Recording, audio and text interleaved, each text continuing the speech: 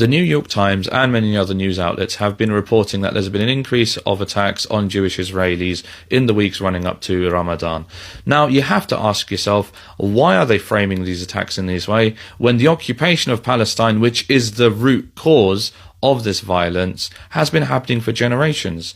And the answer is that this misframing is a deliberate decoy. What do I mean by that? Compartmentalize the issue as some religious nutters being nutty and no one else bats an eyelid. But the fact is that Israel exploits Palestine for its own interests, just as Russia is exploiting the Ukraine right now.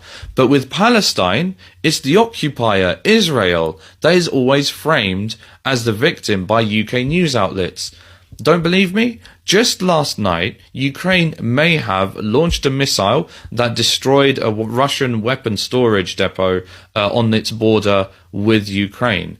And you won't see any UK news outlets twisting themselves over trying to paint Russia as the victim. On the other hand, with these recent attacks in Israel, not only is there a deliberate misframing of the issue, there's no mention that it's Israel who escalates restrictions and violence in the run-up to religious and commemorative dates. Look at last year, when Israel was trying to provoke a response by attacking protesters who had been evicted from Palestinian East Jerusalem, and when that didn't garner enough of a response, they set part of Masjid al-Aqsa on fire, and all of this was happening in the Islamic holy month of Ramadan. Now look, Palestine is being occupied and terrorized every day. And if we're fed up of Palestinians attacking Israelis, then the answer is crystal clear.